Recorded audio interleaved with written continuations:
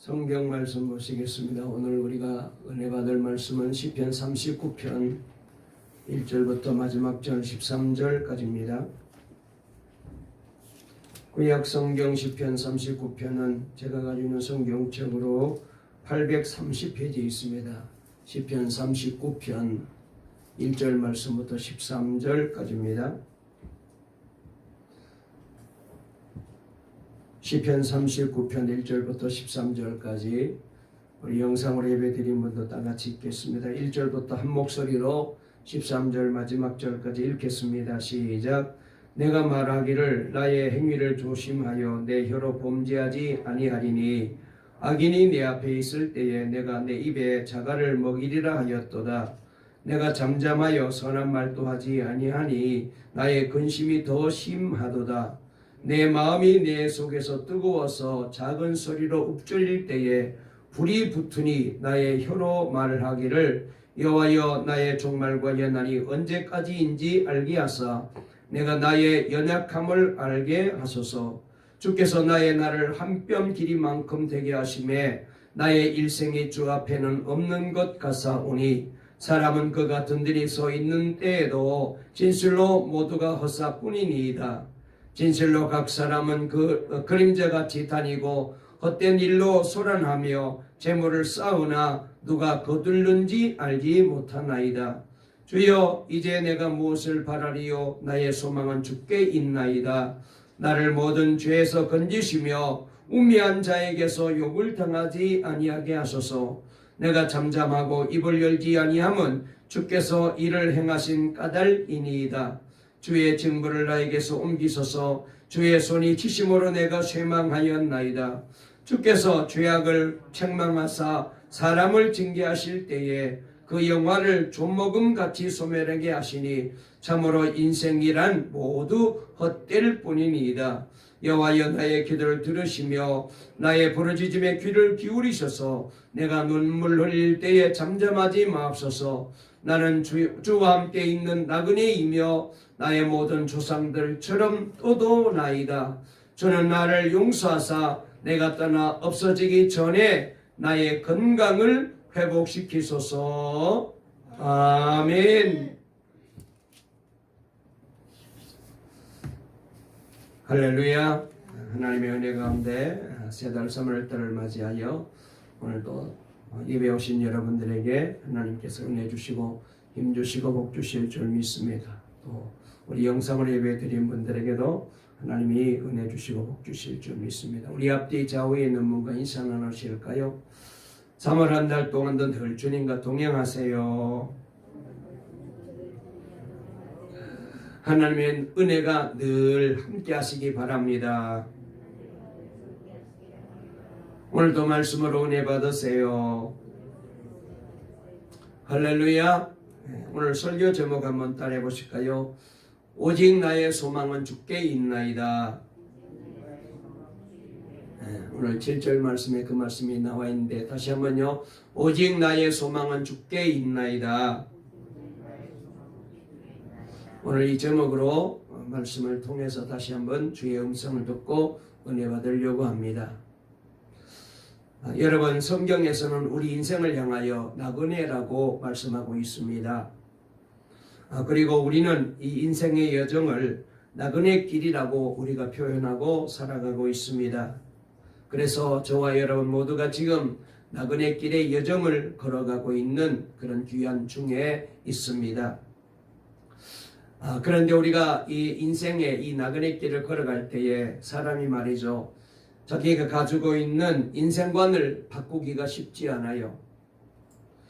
사람은 누구든지 자기가 살던 인생관을 쉽게 바꾸려고 하지를 않습니다.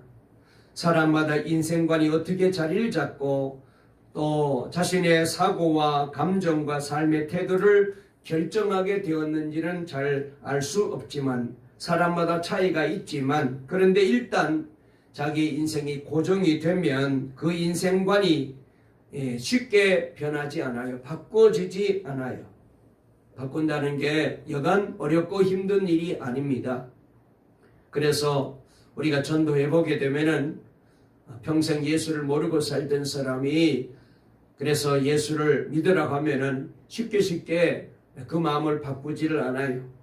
교회를 나와도 세상에 살던 그 인생관이 있었기 때문에 하나님의 말씀을 들어도 예배를 드려도 때로는 아직까지 마음이 편치 않고 기쁘지가 않을 때가 있습니다. 이렇게 인생관을 바꾸는 게 여간 어렵고 힘든 일이 아닙니다. 그런데 말이죠, 오늘 우리는 이 다윗을 통하여, 오늘 이 시편 39편에 나와 있는 이 저자가 바로 다윗인데, 이 다윗을 통하여 인생관이 바뀌게 되는 놀라운 대전환을 우리가 여기서 목격할 수 있어요. 다윗의 인생관이 오늘 여기 39편에 보면은 바꿔지고 있는 것을 우리에게 잘 보여주고 있습니다. 말하자면 다윗의 사고의 대전환이 일어나고 있는 것을 우리에게 보여주고 있는 말씀이에요.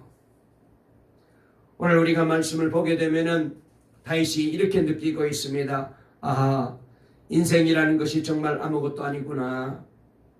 무언가 있는 것 같지만 없는 것이나 다름없구나. 내 손에 있는 재물이라든지 내가 왕으로서의 쌓아놓은 이 부귀 영화와 보호와 그리고 명예, 이 모든 것들이 사실 내 손 안에 있긴 하지만 언제 내 손을 떠날지 모르는 것들이로구나 라고 이런 사실을 다윗이 심각하게 깨닫게 되었습니다. 그래서 이런 결론을 내립니다. 주여, 내가 더 이상 이제 무엇을 바라겠습니까? 나의 소망은 오직 주님께 있습니다 라고 결론에 도달하게 된 거예요. 그리고선 그의 마음을 세상에서 완전히 떼어서, 세상에서 완전히 옮겨서 하나님께로 돌립니다. 인생관이 완전히 바뀌어지죠. 그리고 그의 마음을 재물에서 완전히 떼어서, 다윗도 사람이기 때문에 재물을 좋아하고 부귀 영화를 좋아하고 그리고 보석을 좋아했는데, 그렇게 좋아했던 마음을 완전히 바꿔서 하나님께로 돌려요. 그가 생각을 완전히 바꾸는 역전을 지금 오늘 여기 시편 39편을 보게 되면은 시도하고 있는 것을 보게 됩니다. 여러분, 이와 같은 사고의 전환은 흔히 있는 일이 아닙니다. 누구나 이렇게 되는 게 아니에요. 모든 사람이 이러한 사고의 전환, 인생관을 바꾸는 큰 작업을 할 수 있는 게 아닙니다. 물론 대부분의 사람들이 말은 그렇게 해요. 목사님, 인생 살아보니까요, 그거 별거 아닌 것 같아요. 잠깐 있다가 없어지는 거잖아요. 그러므로 거기에 마음을 두면 안 될 것 같아요. 그러나 실제로 그렇게 말하는 사람을 가만히 보면은 말과는 전혀 달라요. 여전히 천년만년 이 땅에 살 것 같이 자기의 인생에 온통 마음을 집중하고, 그러다가 나중에는 허무 속에 끝맺는 사람들이 한두 명이 아니에요. 말로는 또 이렇게도 말합니다. 목사님, 그까짓 거 돈, 그까짓 거 재물 아무리 쌓아도 다 내 것 아니지 않습니까? 공수래 공수거죠.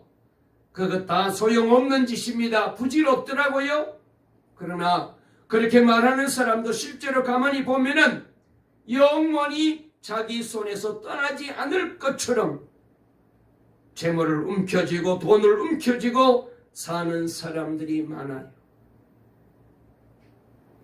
말은 바뀌어도 생각이나 마음이 안 변한 거예요. 그래서 간혹 굉장히 비참한 인생의 세월을 마치는 경우도 우리는 보게 됩니다. 다윗처럼 사고의 전환을 통해서 인생관을 바꾸려고 할 때는 어떤 특별한 동기들이 따라오게 마련입니다.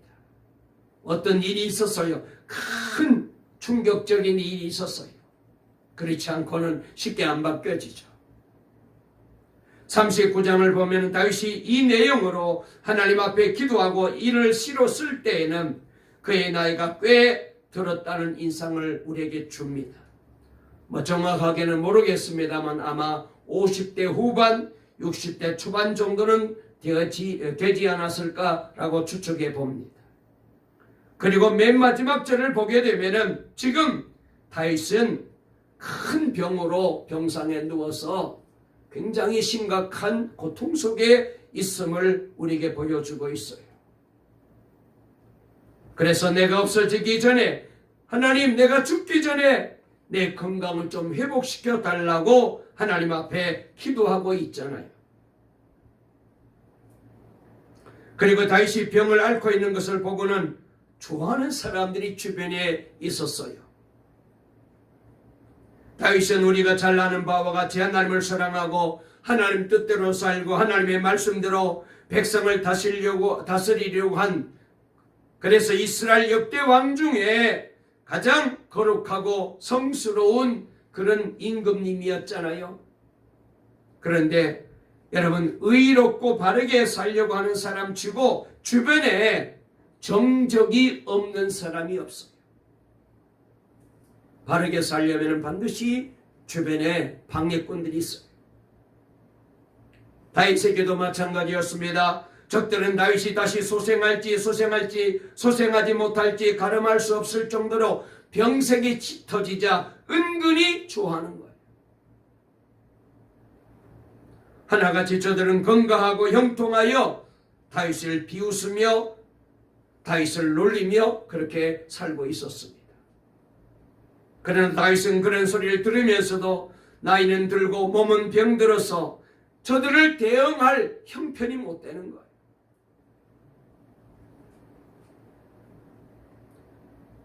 또 잘못하면 이런 상황에서 하나님을 원망할 수도 있거든요. 사람들을 향해 저주할 위험도 있고요. 그래서 다윗은 입을 꼭 다물고 있습니다. 마음속으로만 이렇게 말합니다.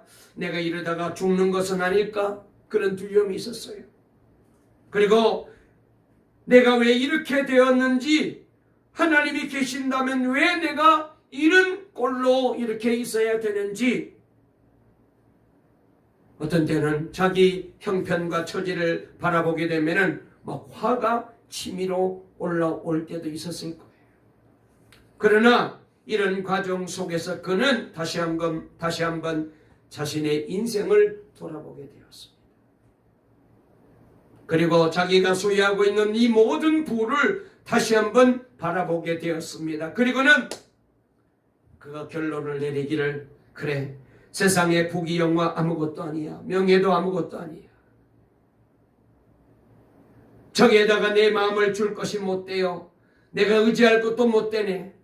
그리고는 이렇게 고백합니다. 하나님만이 나의 소망이십니다.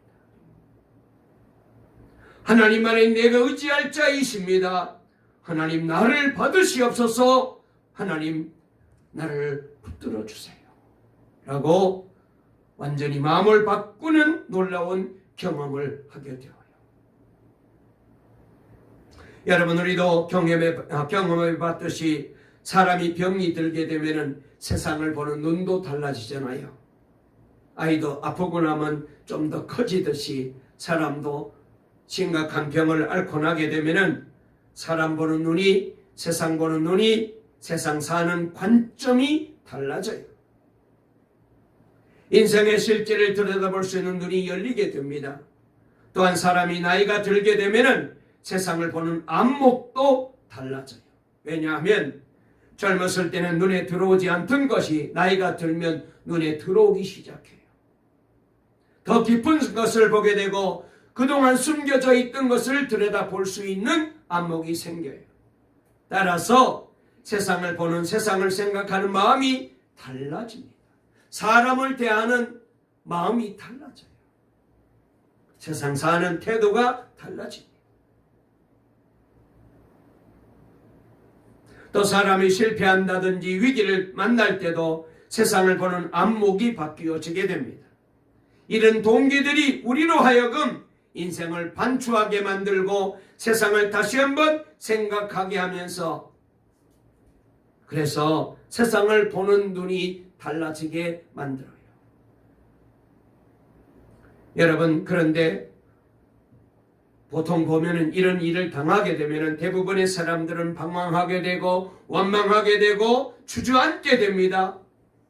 여러분, 이럴 때에 우리 신앙의 사람은 달라야 돼요. 주저앉아 있으면 안 돼요. 원망하면 안 돼요. 사람 의지하고 세상 바라보면 안 됩니다. 우리도 다윗처럼 우리의 사고를 전환하고 안목을 바꾸어, 그래서 우리의 소망을 이제 하나님께 두는 새로운 비상을 체험해야 돼요. 이런 의미에서 볼 때에 오늘 시편을 통해서 우리는 두 가지 중요한 메시지를 하나님으로부터 들을 수가 있습니다. 첫 번째로, 짧은 인생에 소망을 두지 말고 하나님께 소망을 두라라는 말씀입니다. 한번 저를 따라해 보실까요? 다 같이 한번. 인생에 소망을 두지 말고 하나님께 소망을 둡시다.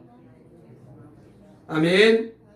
자, 우리 한번 본문으로 돌아가서 4절 말씀 한번 다 같이 읽어보실까요? 4절 시작. 여호와여, 나의 종말과 연한이 언제까지인지 알게 하사 내가 나의 연약함을 알게 하소서. 그랬어요.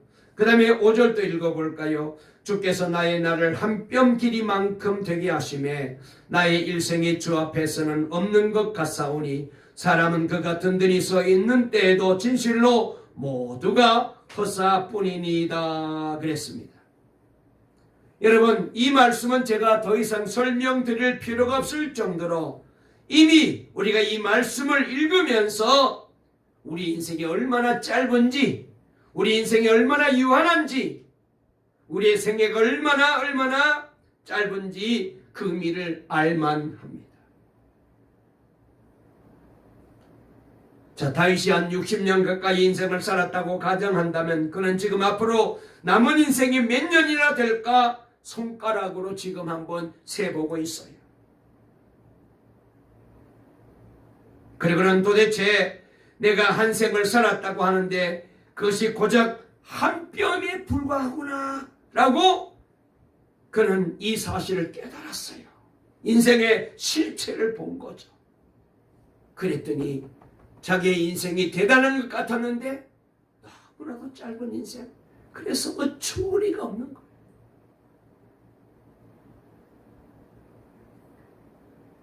고대 사회에서는 길이를 잴 때 기본 단위가 한 뼘으로 했어요.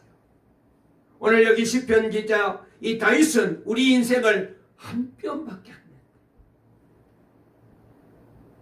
대단하고 놀라운 화려한 인생을 사는 것 같은데 아무것도 아니라는 거예요.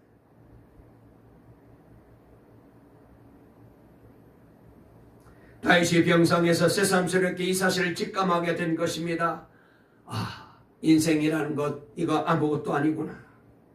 왕이 되어서 천나를 호령하면서 굉장한 인생을 산 것 같은데 나의 생이 얼마 안 남았다고 생각하니까 이거 별것 아니구나.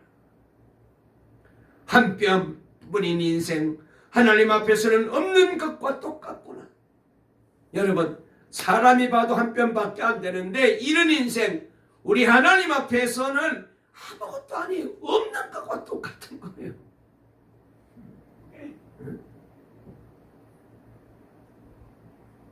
다윗은 자신을 정확하게 직시했어요.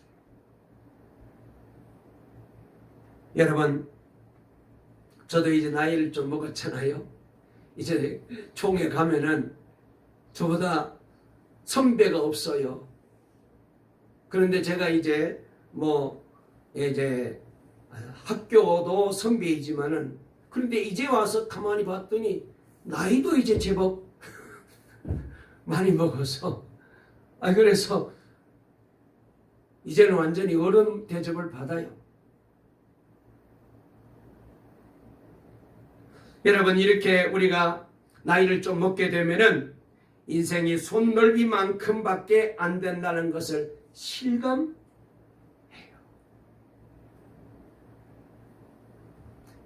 요새 제가 제일 부러운 게 뭔지 아세요?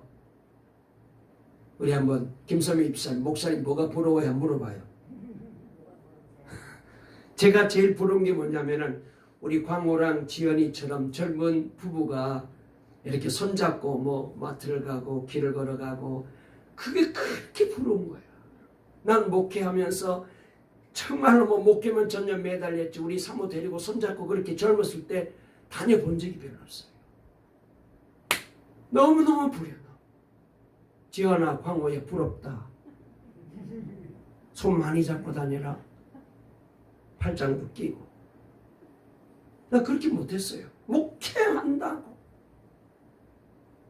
가정을 잘 안 챙겼어. 교회가 중요하고 성도들이 제일 우선이었지 가족은 그냥 늘 뒷전이었어요. 그게 제일 부러운 거예요. 다시 한번 저에게 젊음을 준다면 우리 사모 손잡고 다니고 싶어요. 싫어요?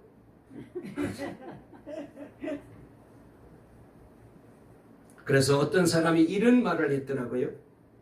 내가 울던 어린 시절에는 시간이 마치 기어가는 것처럼 천천히 가더라.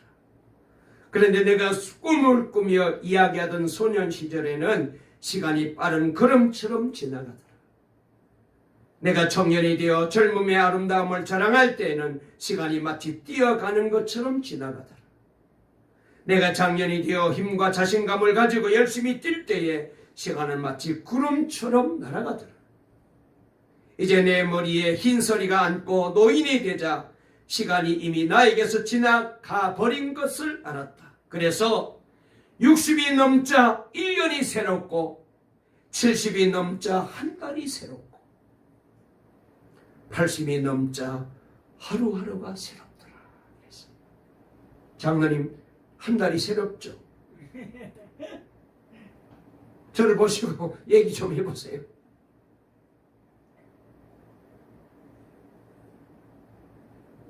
이것이 바로 진리예요. 더기 오늘 말씀 가운데서 5절 중간을 보면은 묘한 뉘앙스를 풍기는 말씀이 나와요.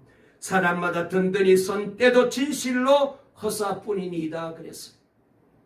누구에게나 든든하게 서 있는 때가 있잖아요. 늙지도 않을 것 같고 실패하지도 않을 것 같고 잘못되지도 않을 것 같은 그런 전성기가 있어요. 아마 우리 교인들도 잘 아실 거예요. 저의 목회에도 그런 때가 있었어요. 그때가 든든히 선 때라고 말할 수 있습니다.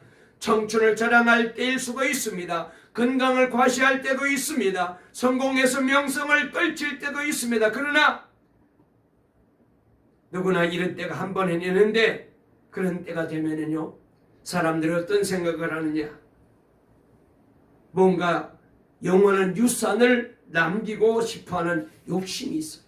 내가 이렇게 성공했는데, 내가 이렇게 크게 했는데, 그래서 내가 죽고 난 다음에 사람들이 나를 좀 알아주라고, 기억해 주라고 그런 바람을 가지고 두고 자신의 업적을 많은 사람들이 인정해 주길 바라는 마음을 갖게 되고, 그래서 뭔가 업적을 남겨보려고, 흔적을 남겨보려고 합니다. 그러나 언젠가는 자기가 세운 기록이 깨지는 날이 와요. 명성도 사라지게 되고 공로도 잊혀지는 그날이 반드시 올 거예요. 그래서 젊다고 교만하면 안 돼요. 건강하다고 천년만년 살 것 같이 거드름 피우면 안 돼요. 성공했다고 큰소리 치면 안 돼요. 이사야 2장 20절 말씀에 보면은 이렇게 말했습니다. 우리의 숨만 끊어지면은 우리의 인생은 수에 낄 수도 없을 정도로 가치가 없대요. 거기 말씀을 제가 그대로 읽어드릴게요. 너희는 인생을 의지하지 말아라. 그의 호흡은 코에 있나니 수에 칠 가치가 어디 있느냐. 사람이 살아있으니까, 그래서 돌아다니니까, 높은 자리에 있으니까 뭐 대단한 것 같은데 코에 숨만 끊어지면은 끝나는 거예요.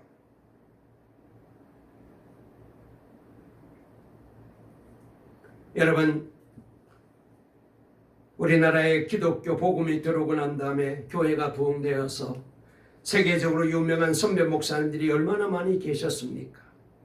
그분들이 한창 전성기를 구가할 때는 그 설교 한마디를 들으려고 수천 수만 명의 사람들이 몰려들었어요. 박력 있고 영감 있는 설교 말씀 앞에 모든 청중들이 하나님의 은혜를 체험하고 새 사람들은 역사가 일어났습니다.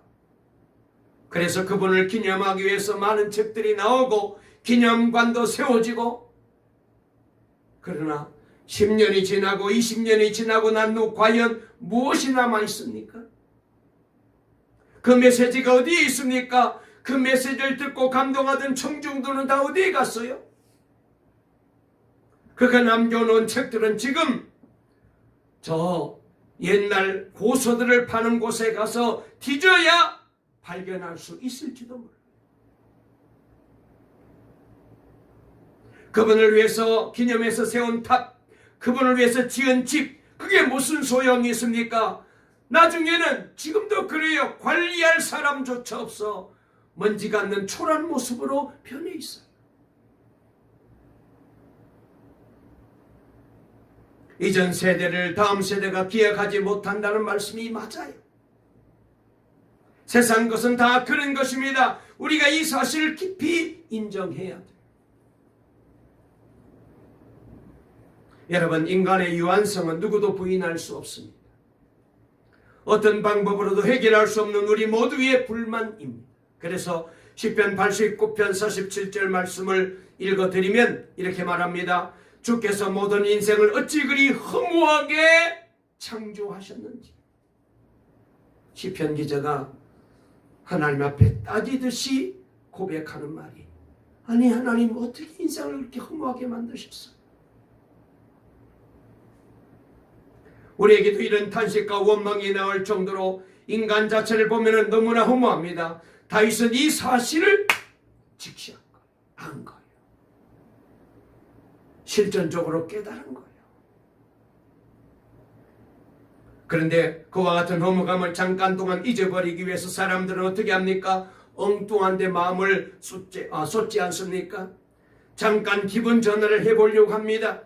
그래서 쇼핑의 마음을 빼앗겨 보기도 하고, 영화관을 드나들어 보기도 하고, 스포츠의 열광에 보기도 하고, 어떤 사람은 게임에, 여행에, 오락에 빠져보기도 합니다. 어떤 사람은 쾌락에, 사치에, 음주에, 어떻게 하든지 이 허무한 인생에 이 허무한 마음을 달리해보려고, 이 마음을 좀 어떻게 채워보려고 몸부림치는 모습을 우리가 보게 돼요. 그런데 그렇게 잠깐 기분 전환한다고 해서 우리 인생의 허무가 극복되어집니까? 해결됩니까? 인생이 아무것도 아니라는 이 하나님의 말씀을 거부할 수가 없어요. 절대로 거부할 수 없습니다. 그러므로 우리는 다윗처럼 눈을 돌려야 돼요. 우리도 이제 이 인생에 대한 바른 판단력을 가져야 돼요. 세상을 향하던 데서 눈을 돌려 하나님을 바라보아야 돼요. 그래서 세상을 보되 내 입장에서 보지 말고 하나님 편에서 세상을 보는 것입니다. 인생의 초점을 인생에 맞추지 말고 하나님께 초점을 맞춰 인생을 보는 거예요. 그래서 하나님이 나의 소망은 오직 하나님께 있습니다. 주님 편에서 세상을 보기를 원합니다. 주 안에서 인생의 모든 것을 해석하기를 원합니다. 나의 인생과는 주님으로부터 시작해서 주님으로부터 마치기를 원합니다. 이런 사고의 전환이 있어야 돼요. 우리 마음을 바꿔야 됩니다. 그래서 헛된 세상의 마음을 집중하지 말고 영원하신 하나님 앞에 우리의 마음을 드려야 됩니다. 이럴 때 우리는 허물을 극복할 수 있어요. 여러분, 하나님께만 영원히 있어요. 예수님께서도 말씀하지 않으셨습니까? 내가 저에게 영생을 주노니 영원히 멸망치 아니할 터이요 또 저희를 내 손에서 빼앗을 자가 없느니라. 나는 부활이요 생명이니 나를 믿는 자는 죽어도 살겠고 무릇 살아서 나를 믿는 자는 영원히 죽지 아니하리니 네가 이것을 믿느냐고. 영원히 존재하시는 하나님께 소망을 두면은 우리 같은 이 덧없는 인생이 영원과 연결되면은 그때부터 여러분 우리의 인생은 덧없는 인생에서 영적으로 새롭게 변화될 수 있습니다. 하나님께 소망을 둔 사람은 하나님 편에서 우리의 덧없는 인생을 다시 재조명하게 됩니다. 그럴 때 우리는 하루하루의 삶에 새로운 의미가 있음을 발견하게 됩니다. 삶을 살아야 될 이유와 목적과 가치를 그제서야 깨닫게 됩니다. 여러분, 다윗처럼 파란만장한 인생을 산 사람이 또 있을까요?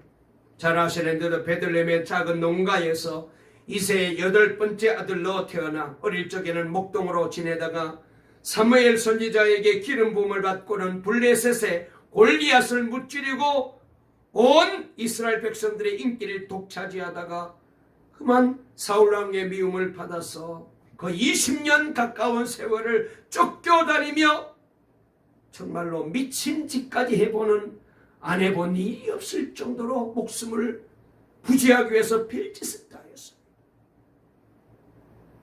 그리고 우여곡절 끝에 이스라엘의 왕이 되었습니다. 그러나 노년에는 사랑하는 아들 압살롬의 반역으로 인하여서 아버지의 왕위를 버리고 눈물로 기드론 골짜기를 건너 도망가는 신세가 되었습니다.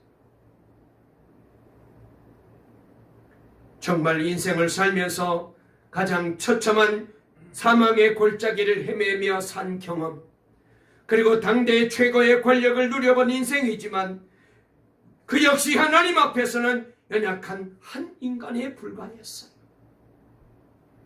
그래서 그는 진지하게 고백합니다. 주여, 내가 무엇을 바라겠습니까? 이제 그는 모든 것을 내려놓습니다. 그리고 그의 시선은 자신의 인생을 주관하시는 전능하신 하나님께 모아지고 있는 거예요. 여러분, 우리가 하나님에게 소망을 두고 그분 안에서 우리의 인생을 반주하면 내가 한때 성공하여 남긴 세상적인 업적 모두가 하나님 앞에 영원한 가치를 갖게 됨을 발견하게 됩니다. 하나님께 소망을 둘 때만 인생의 허물을 극복할 수 있어요. 우리의 삶의 의미를 찾을 수가 있어요. 우리의 목적이 뚜렷해집니다.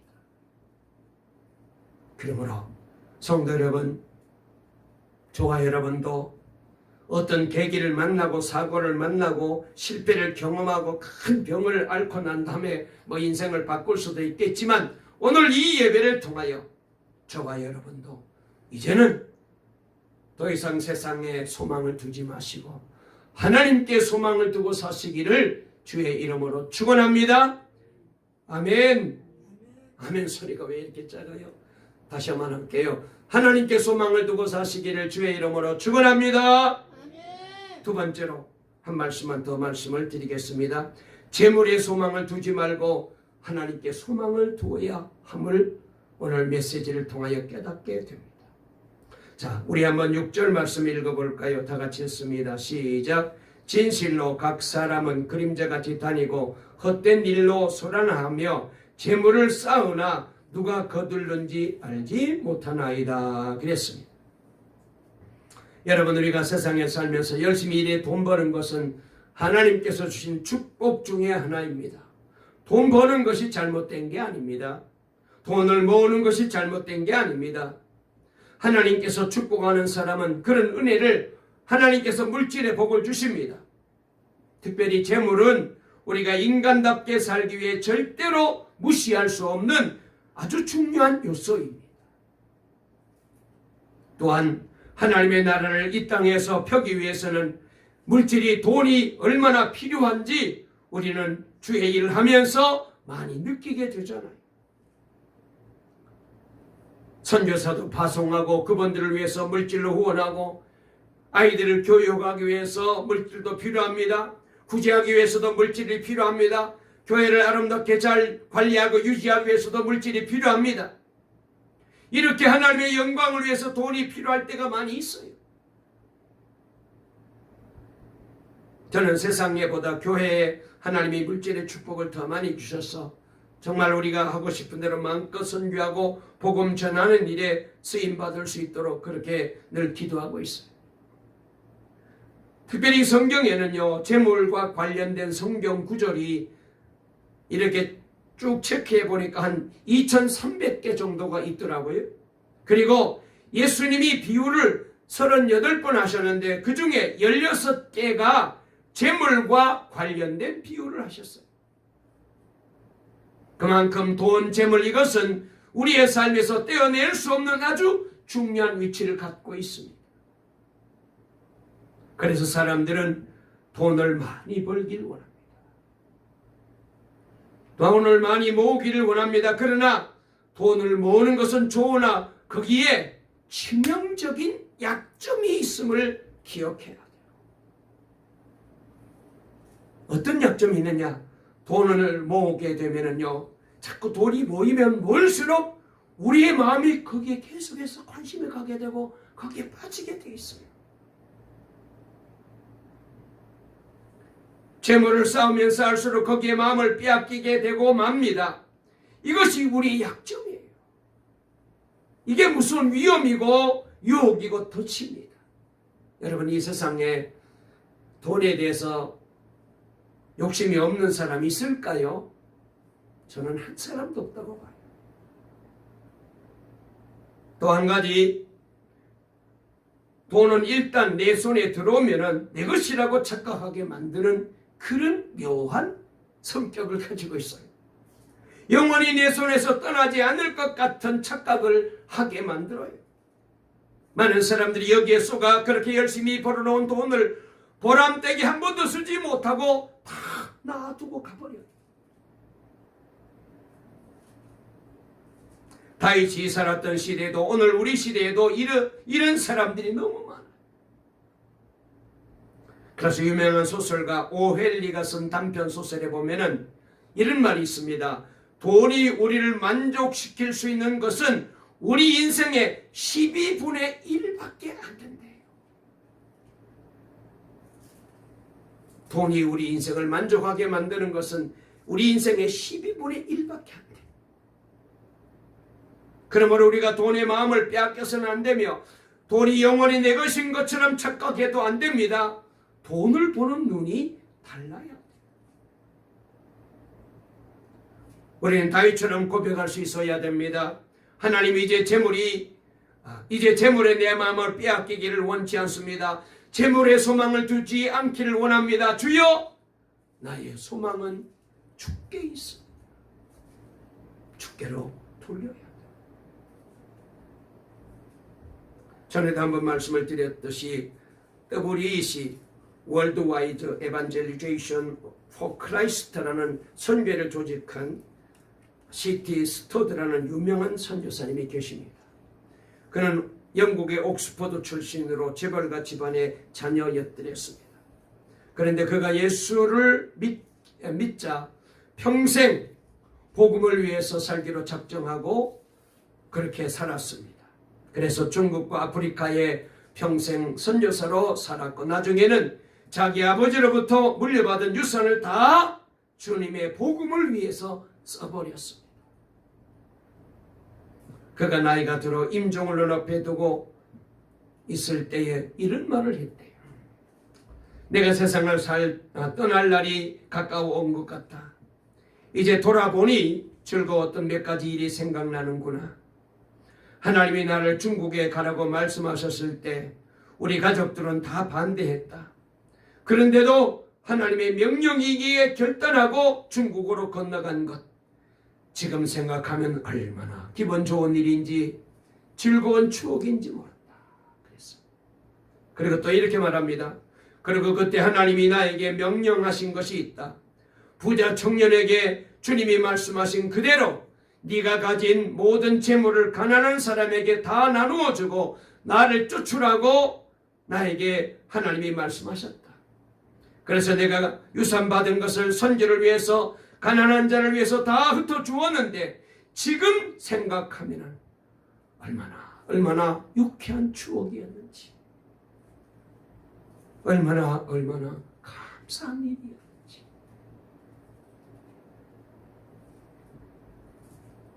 여러분, 이 말을 할 수 있는 사람은 자신의 눈앞에 펼쳐질 하나님의 나라의 영광을 바라볼 수 있는 사람만이 할 수 있습니다. 세상만 보이고 사람만 보이고 재물만 보이는 사람에게는 어림도 없는 얘기죠. 두고 가는 것이 아까워서 눈을 못 감는 사람에 비해서 여러분 얼마나 영광스럽고 담당한 모습입니까? 하나님께 소망을 두는 사람은 재물도 이렇게 주님을 위해서 바르게 쓸 줄 알아요. 말씀을 마치려고 합니다. 오늘 말씀의 요점은 두 가지입니다. 우리 인생은 짧고 아무것도 아니라는 것. 거기에 마음을 두지 말고 하나님께 소망을 두라는 것입니다. 그러면 우리의 인생은 의미를 갖게 될 것입니다. 목표를 갖게 될 것입니다. 그리고 세상의 재물 내 손에 있지만 내 것이 아니라는 거예요. 거기에 마음을 두지 말고 하나님께 소망을 두라고 말씀하십니다. 그러면 이 재물이 영원한 나라에 영원토록 가치를 바라는 보물이 될 것이라는 것입니다. 사랑하는 여러분, 여러분은 이때까지 어떤 인생관을 가지고 살아오셨습니까? 어떤 재물관을 가지고 살아오셨습니까? 말씀에 비추어 내가 잘못 생각하고 있었던 부분이 있다면 우리 모두가 정말 이해가 가기 전에 하나님 앞에 회개하고 내가 지금 바로 가고 있다면, 바로 살고 있다면 하나님 앞에 감사하면 좋겠습니다. 그리고 앞으로 남은 인생도 그렇게 살겠다고 하나님 앞에 약속하고 힘찬 새로운 믿음의 발걸음을 내딛는 우리 동강의 모든 성도님들 계셔서 마지막 날 주님 앞에 섰을 때 우리 모두가 참 잘했다 칭찬받다, 착한 종들이라고 주님이 인정해주는 이 복된 소망이 넘치는, 하나님께 소망을 두고 살아가는, 오직 하나님만이 나의 소망이라고 고백하는 우리 동강의 모든 성도님들 다 될 수 있기를 간절히 주의 이름으로 축원합니다. 축원합니다. 살아계신 하나님 아버지 감사합니다. 오늘 또 저희들을 사랑해 주셔서 이렇게 주님 앞에 나와 예배 드리게 하시고 또 주의 말씀으로 우리 모두가 다시 한번 은혜 받고 도전 받고 깨닫게 해 주시니 감사합니다. 아버지 하나님, 그렇습니다. 우리의 인생은 짧습니다. 헛된 인생입니다. 내가 대단하게 뭐 산 것 같지만 되돌아보면은 얼마나 짧은지, 얼마나 헛된 일인지. 그런데 하나님께 소망을 둘 때 우리 인생은 가치 있는 인생이 되고 복된 인생이 될 수가 있습니다. 아버지 하나님, 우리의 인생관을 바꾸게 도와주시옵소서. 아버지 하나님, 우리들도 다윗과 같이 재물보다는 하나님께 더 소망을 두게 도와주시고 내게 주신 모든 이 물질과 건강과 이 모든 복은 주님 영광 위에 아름답게 쓰임받는 귀한 일에 쓰라고 주신 줄로 알고 이 일을 위해서 멋지게 쓰임받는 우리 동강의 성도님들 다 되어 마지막 날 주님 앞에 섰을 때 착하고 충성된 종이라고 우리 모두가 다 칭찬받게 도와주시고 하늘의 별과 같이 빛나게 도와주시고 그리고 이 땅에 사는 동안에 하나님의 백성답게 어디 가든지 빛나고 복되고 영광스러운 천국 백성으로 살아갈 수 있도록 도와주시옵소서. 예수님의 이름으로 간절히 기도 올리옵나이다. 아멘.